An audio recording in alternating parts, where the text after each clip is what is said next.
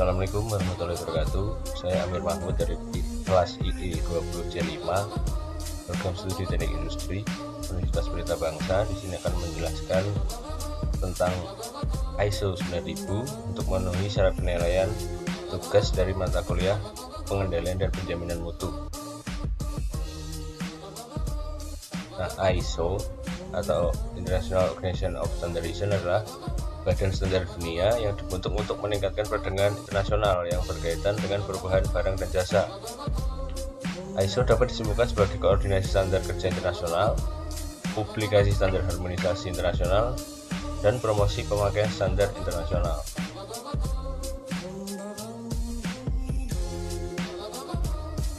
Nah, menurut Nasution tahun 2001 menyebutkan bahwa ISO 9000 merupakan suatu seri dari standar-standar internasional untuk sistem kualitas yang menspesifikasikan persyaratan-persyaratan dan rekomendasi untuk desain dan untuk penilaian dari suatu sistem manajemen dengan tujuan untuk menjamin bahwa pemasok atau perusahaan akan menyerahkan barang dan atau jasa yang memenuhi persyaratan yang telah ditetapkan.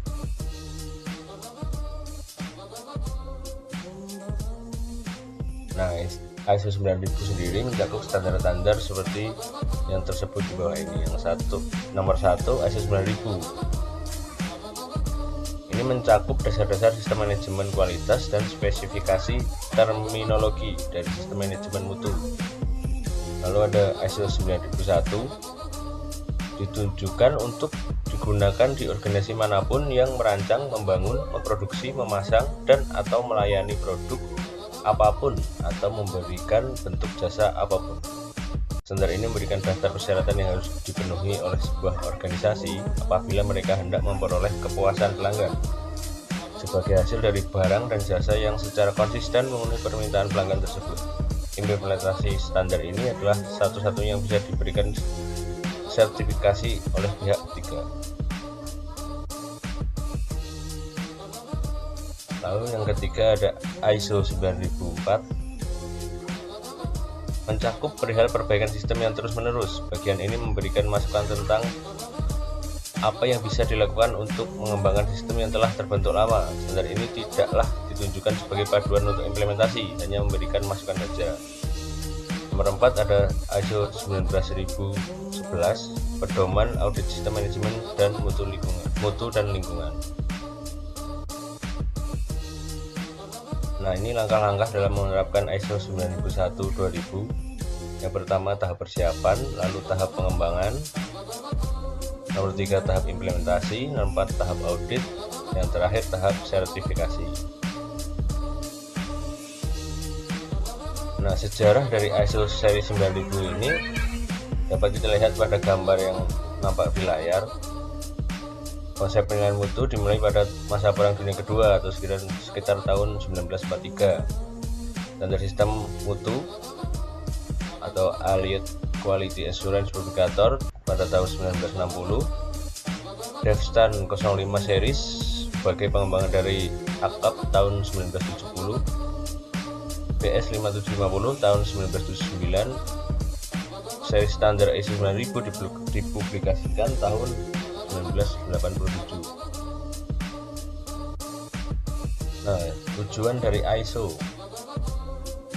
menurut Fandi Ciptono dan Anastasia Diana pada tahun 2002, tujuan utama ISO 9000 adalah yang pertama, organisasi harus mencapai dan mempertahankan kualitas produk atau jasa yang dihasilkan sehingga secara berkesinambungan dapat memenuhi kebutuhan para pengguna atau customer.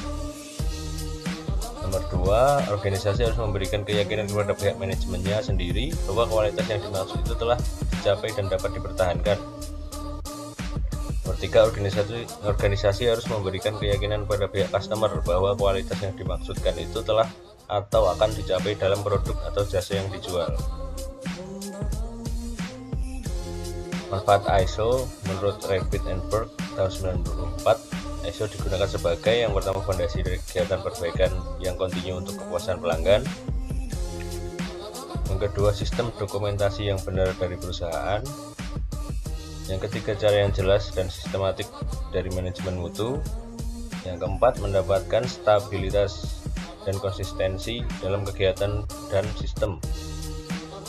Nomor 5, kerangka kerja yang bagus untuk perbaikan mutu.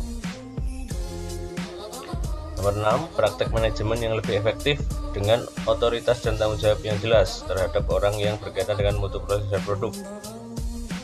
Nomor 7, pedoman untuk melakukan segala sesuatu dengan benar setiap saat. Nomor 8, cara untuk meningkatkan produktivitas, efisiensi, mutu, dan kemampuan berkompetensi dari perusahaan.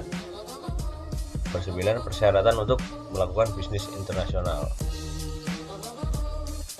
Nah, di layar kita bisa lihat hubungan antara TQM dan ISO 9000. Di sini ISO 9000 bisa digambarkan sebagai lantai yang menggambarkan acuan kerja yang meliputi standar-standar yang berlaku di perusahaan itu, yang merupakan salah satu dari faktor atau unsur yang menjadi penentu untuk tercapainya total quality management. Hubungan antara TQM dan ISO 9000.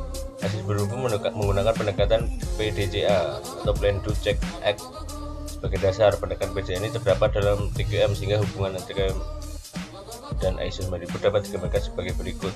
Nah, kira-kira bisa digambarkan seperti tampilan gambar di sini, bahwa ISO ini merupakan salah satu faktor penting agar kita dapat mencapai total quality management.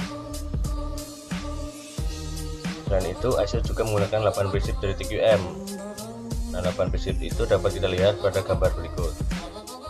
Yang pertama, mengutamakan pelanggan, lalu 2, kepemimpinan, ketertiban karyawan, pendekatan proses, pendekatan sistem untuk pengelolaan, pengambilan keputusan berdasarkan fakta, dan hubungan saling menguntungkan dengan pemasok.